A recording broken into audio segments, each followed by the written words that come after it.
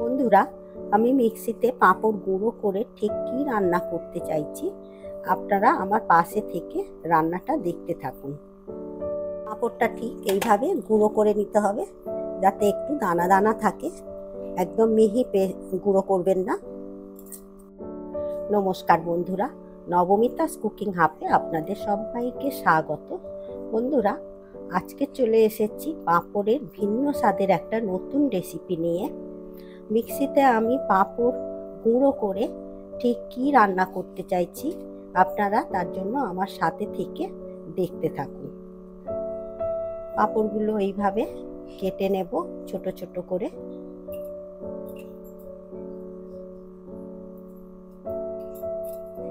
আমি এখানে আমার প্রয়োজন মতো 5টা পাঁপড় নিয়ে নিয়েছি, মুগ ডালের পাঁপড়।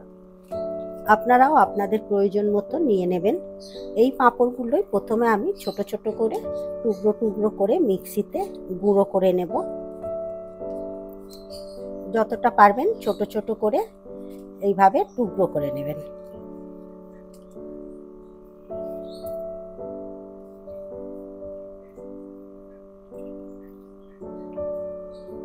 এইভাবে ছোট ছোট করে টুকরো করে নিতে হবে,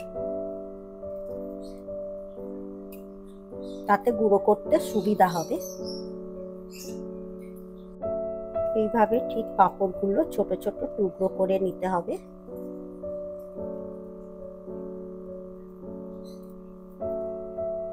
ওটা ঠিক এইভাবে গুঁড়ো করে নিতে হবে, একটু দানা দানা থাকবে। এরপর একটা বাটির মধ্যে ঢেলে রেখে দেব।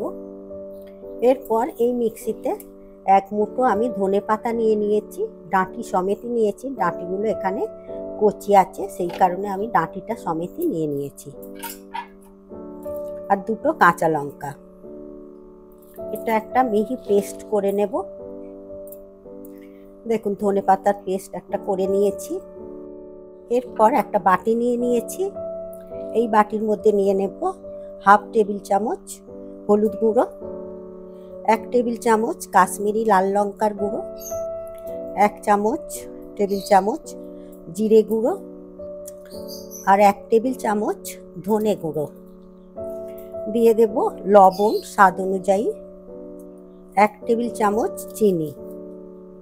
এরপর এই মশলার মধ্যে সামান্য একটু জল দিয়ে একটা মশলার পেস্ট বানিয়ে নেব। আর এরই সাথে নিয়ে নেব 1.5 চামচ আদা বাটা, দিয়ে আবার ভালো করে মশলার পেস্টটা বানিয়ে নেব।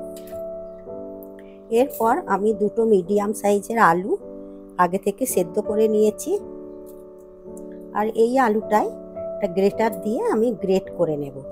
আপনারা হাত দিয়েও ম্যাশ করে নিতে পারেন, তাতে দেখবেন, খেয়াল রাখবেন যাতে না কোনো ডেলা ডেলা আলুর কোনো অংশ থাকে।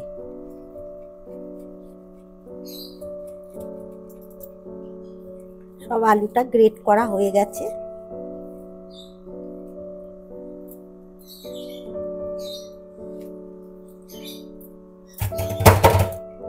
এরপর এই আলুর সাথে পাঁপড় যে গুঁড়ো করে রেখেছিলাম সেটা দিয়ে দেব। আর এটাও খেয়াল রাখতে হবে পাঁপড়ের থেকে যেন না আলুটা বেশি হয়। আমার এখানে আলুটা একটু বেশি আছে, সেই জন্য আলু একটু তুলে নিলাম। এরপর এর সাথে দিয়ে দেব সামান্য একটু হলুদ গুঁড়ো, কাশ্মীরি লাল লঙ্কার গুঁড়ো, ধনে গুঁড়ো, দিয়ে দেব জিরে গুঁড়ো, স্বাদ অনুযায়ী লবণ, আর দিয়ে দেব 2 চামচ বেসন। বেসনের পরিমাণটা আরও যদি লাগে তো পরে বুঝে দেব, এখন 2 চামচ দিয়েই মাখবো। এরপর সমস্ত উপকরণগুলো ভালো করে মাখিয়ে নেব।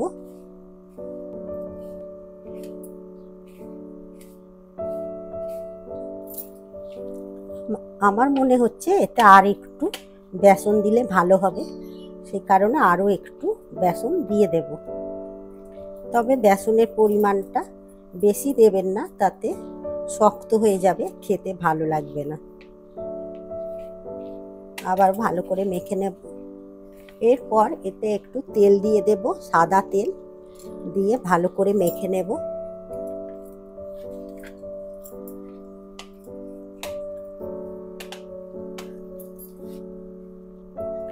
এরপর এটা আমি মেখে রেখে দেব। পর গ্যাসে কড়া বসিয়ে দিয়েছি। এই কড়ার মধ্যে দিয়ে দেব 1 চামচের মতো সাদা তেল, আর এই তেলের সাথে দিয়ে দেব 1 চামচ ঘি। এই রান্নাটা পুরো ঘিয়েও করতে পারেন, আবার এইভাবে সাদা তেল আর ঘির সাথে মিশিয়েও করতে পারেন। তাই শুধু ঘিয়ে করলে আরো বেশি টেস্টটা ভালো হবে। দিয়ে দেব গোটা জিরে, একটা শুকনো লঙ্কা, আর এর মধ্যে দিয়ে দেব হিং। আমার এখানে পাউডার হিংটা নেই, সেই জন্য ওই ডালা ডালা হিংটা আছে, সেটাই দিয়ে দিলাম। হিংটা একটু খুন্তি দিয়ে ভেঙে দেব। এই রান্নাটা আমি এখানে সম্পূর্ণ নিরামিষভাবে করছি। আপনারা যদি পেঁয়াজ রসুন দিয়েও করতে চান তাতেও খেতে খুব ভালো লাগবে, তবে রসুন দিলে হিংটা দেবেন না, হিংটা বাদ দিয়েই করবেন। ফোড়নের মশলাটা ভাজা হয়ে গেছে, এর মধ্যে এবার আমি যে আগে থেকে পেস্ট করে রেখেছিলাম সেটা দিয়ে দিলাম। মশলাটা একদম লো ফ্লেমে কষে নেব ভালো করে। যতক্ষণ না পর্যন্ত মশলা থেকে তেল ছাড়ছে ততক্ষণ মশলাটা কষে নেব। মশলাটা ওদিকে কষতে কষতে আমি এদিকে একটা এই যে আলু পাঁপড় মশলা দিয়ে যে একটা করে রেখেছিলাম, ডো বানিয়ে রেখেছিলাম, সেটা থেকে আমি এইভাবে বল বল করে নেব।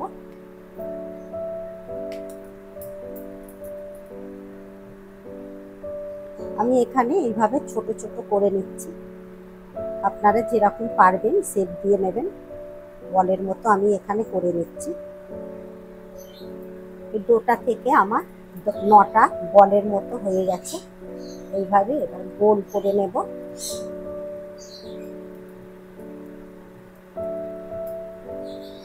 দেখুন বন্ধুরা, এইভাবে সবগুলো করে নেব। সবগুলো বলের আকারে করে নেওয়া হয়ে গেছে। আর এদিকেও দেখুন মশলা থেকে তেল ছেড়ে গেছে।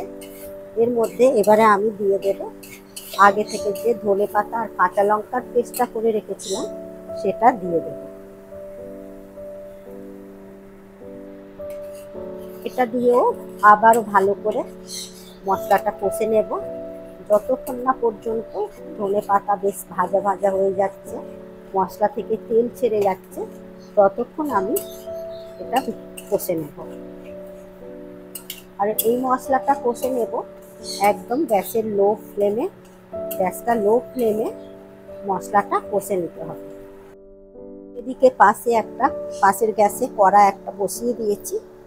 আমি ওই আলু পাঁপড়ের যে বলগুলো তৈরি করে নিয়েছি সেগুলো ভেজে নেওয়ার জন্য। এদিকে তেলটাও গরম হয়ে গেছে, গ্যাসের ফ্লেমটা লো করে দেব, দিয়ে বলগুলো ভেজে নেব। একটা একটা করে তুলে দেব, তবে এতে বেশি একটা তেল টানে না, আপনারা একটু বেশি করে তেল দিয়ে ভেজে নিতে পারেন। সবগুলোই তুলে দেব। সবগুলো তুলে দিয়েছি, এবারে আস্তে আস্তে একটা করে উল্টে দেব। উল্টে পাল্টে বেশ ভালো করে লাল লাল করে ভেজে নেব।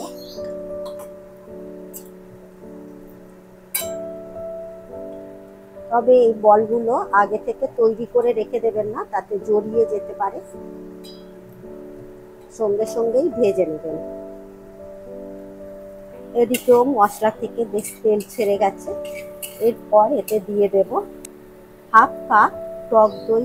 আমি নিয়ে নিয়েছি, জলটা ঝারিয়ে ভালো করে ফেটিয়ে নিয়েছি, একদম ক্রিমি ক্রিমি ভাব করে নিয়েছি।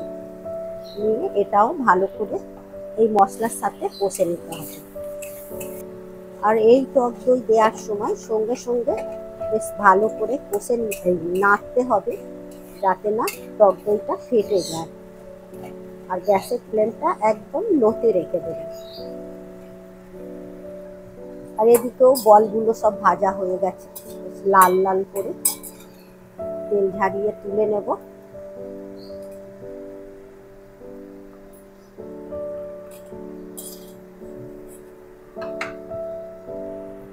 টক দই দেওয়ার পরেও আমি 2 থেকে 3 মিনিট এইভাবে কষিয়ে নিয়ে দেখুন টক দই দিয়েও বেশ মশলা থেকে তেল ছেড়ে গেছে। এরপর আমি এতে দিয়ে দেব আগে থেকে গরম জল করে রেখেছি, সেটাই দিয়ে দেব।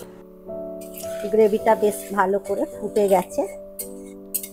এবারে আমি ভেজে রাখা বলগুলো তুলে দেব। বলগুলো তুলে দেওয়ার পর আরও 2 থেকে 3 মিনিট ভালো করে গ্রেভির সাথে ফুটিয়ে নেব।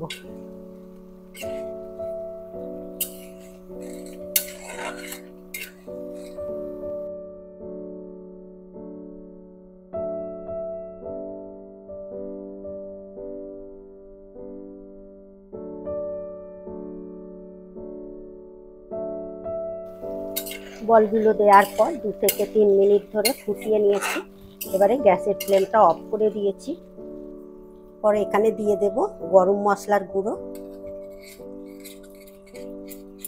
বন্ধুরা, আমার আজকের এই পাঁপড়ের ভিন্ন স্বাদের রেসিপি আপনাদের কেমন লাগলো অবশ্যই কমেন্ট করবেন। আর যদি ভালো লাগে লাইক শেয়ার করবেন আর সাবস্ক্রাইব করার অনুরোধ রইল।